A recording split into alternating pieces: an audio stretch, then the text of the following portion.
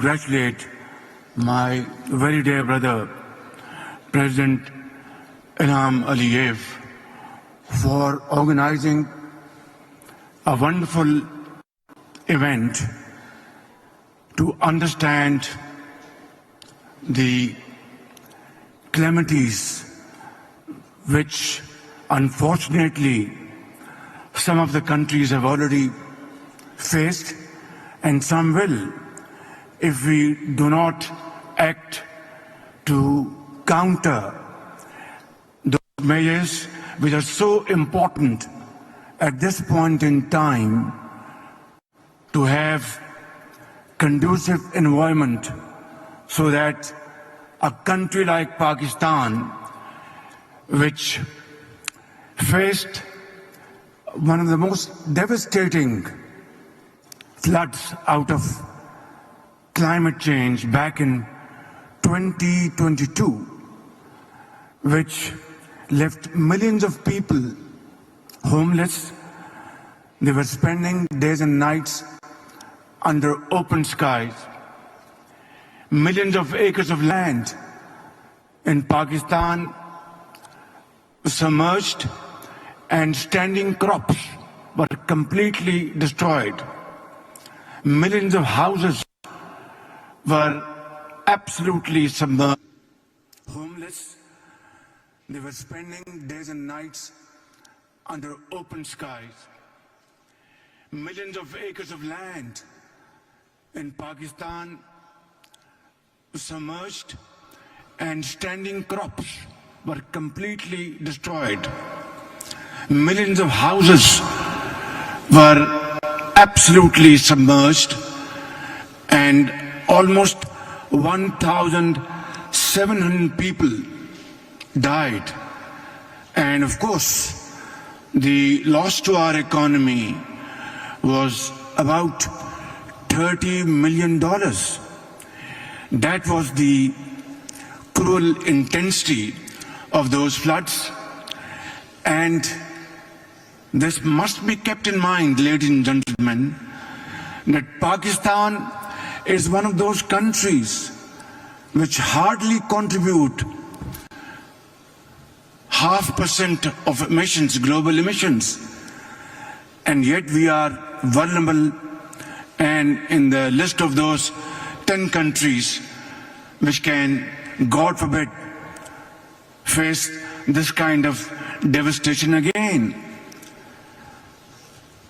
My memories are still fresh. I was meeting people in Balochistan who were affected by these floods. A boy by the name of Ikramullah had lost everything. His entire village was erased from the face of the earth. His home was completely demolished, and his school was also submerged. And we had arranged his education to another part of Pakistan. And this boy is becoming a very productive hand of Pakistan, but not for all those who had suffered this calamity in Pakistan and other parts of the world.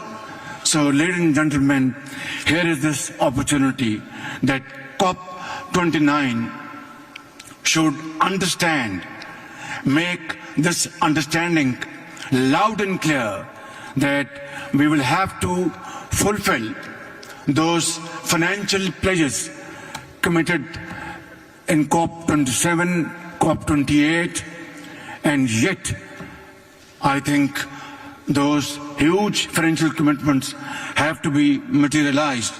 Ladies and gentlemen, we would also like to raise this point that 10 years ago in Paris, we had failed to stop the rise in emissions and catastrophic global warming.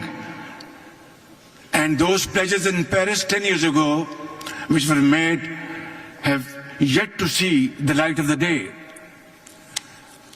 Ladies and gentlemen, as the -1 emitters, we should not brave the impact of emissions realized by others without even the tools to finance resilience.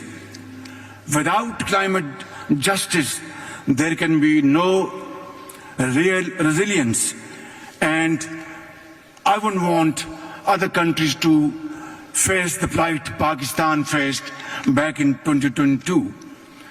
Ladies and gentlemen, Pakistan is a resilient, hard-working and responsible nation, and we are fully committed to being part of the global climate solutions. My government has taken concrete actions to deliver on its commitment of producing 60% of all energy from clean sources and shifting 30% of our vehicles to EVs by the end of this decade.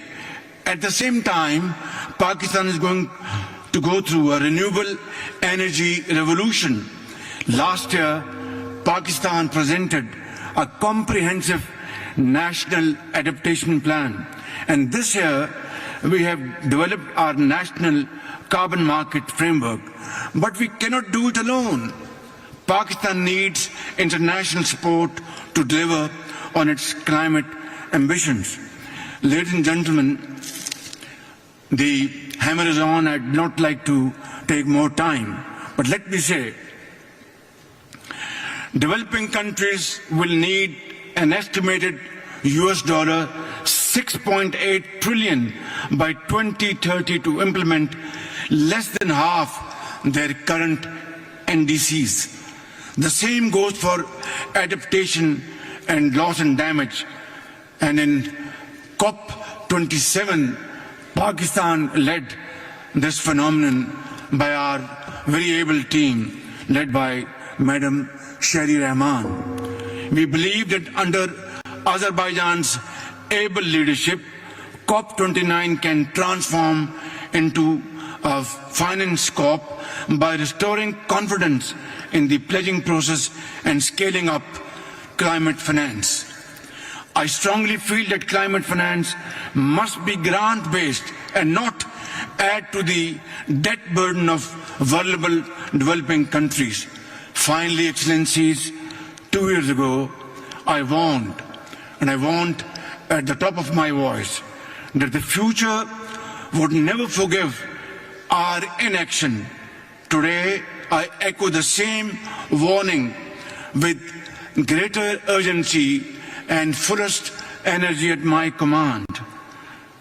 Ladies and gentlemen, we know the causes, we know the solutions. Now, we must find the courage to act and act swiftly. I thank you. Thank you, Your Excellency. It is my pleasure to welcome His Excellency Mr. Daniel Nicolas Risch, Prime Minister of Liechtenstein. Your Excellency, you have the floor. Mr. President, Excellencies, dear